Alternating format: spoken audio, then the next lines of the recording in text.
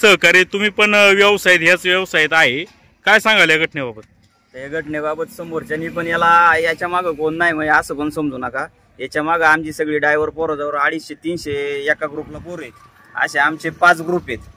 तर 5 ग्रुपवरती हे मेसेज आम्ही टाकलेले. तर त्यांना वाटत असन का याच्या मागं कोण नाही, असं तुमचा गैरसमज हा मनातून काढून टाका तुम्ही.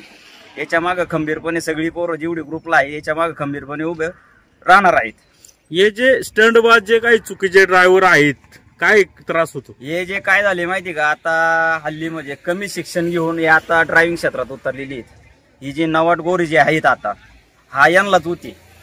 तुम्ही जे इथून मागचे जी पोरं बघा 2007 सालापासून 2005 सालापासून कोण 2010 सालापासून येत गाडी धंदात मालक पण आहेत, चालक पण आहेत, ड्रायव्हर पण आहेत. स्वतः ते कधीच रस्त्याने जाताना अशी नागिन डान्स आता 2 वर्ष झाले 3 वर्ष झाली फेड आली नाही तर अगोदर कधी इंस्टाग्राम आल्यापासून हे नागिन डान्स याचा टायर उचलायचा असिस्टंट बाजी करणे हे आता झाले.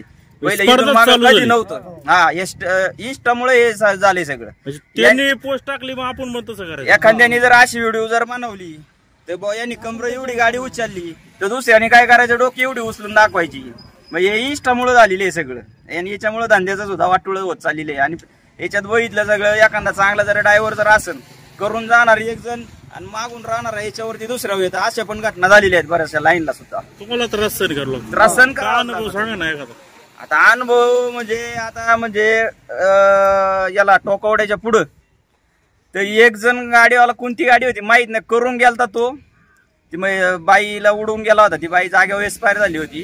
पण तो उडून गेल्यानंतर जेवढ्या गाड्या आल्या तिथं गेलत्या का सगळ्या गाड्यावाल्यांना त्रास झाला. गाडी 1 तास आमच्या पुढे काढून दिल्या नव्हत्या तिथं जमावानी तिथं केलत्या. सगळ्या पिकअप मोठ्या गाड्या ट्रक सगळ्या होत्या. तेव्हा ट्रकवाल्यांनीच उडवलं होतं. तेव्हा मग त्या गोष्टीला जवळजवळ 8-9 वर्ष होती त्या गोष्टीला. मग असे किस्से होतात.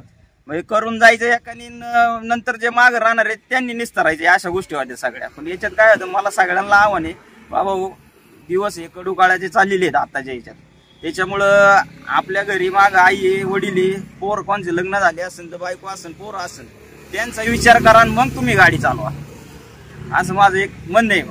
आता हे तुमच्या सहकार्याला धमकी दिलेली, उद्या काय झालं ते? धमकीला तसं तो घाबरणारा नाही आणि त्याच्या मागे आम्ही खंबीरपणे उभा आहे. त्याच्यामुळे धमकीचा काही विषय नाही. काही समजा जरी दिले असं झालं असं बा थोडस, पण यांना मालकाला सुद्धा याचा जाचक बसलेला नाही.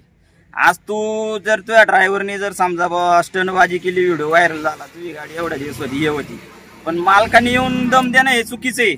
मालकाने ड्रायव्हरला बोलायला पाहिजे. ड्रायव्हरला 2 गोष्टी सांगितल्या पाहिजे किंवा काय केलं पाहिजे. पण तू धमकी याला देतोय माहिती तू चुकीचं आहे तुझं. पण पोलिसांकडे काय मागणी करावं? काय नाही यांच्या काय कठोर कारवाई कायदेशीर कारवाई करावं. बाकी काय नाही यांच्यावरती जे झाले गुन्हे परत असे होऊ नये.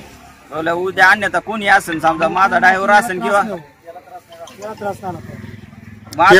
यांना त्रास झाला नाही पाहिजे अशी तुमची मागणी पोलीस. कसं आता याला त्रास झाला तर त्याला कारणीभूत राहतील आणि यांना योग्य ती कारवाई झाली स्टंटबाजी कोणी करणार. ठीक आहे, धन्यवाद साहेब.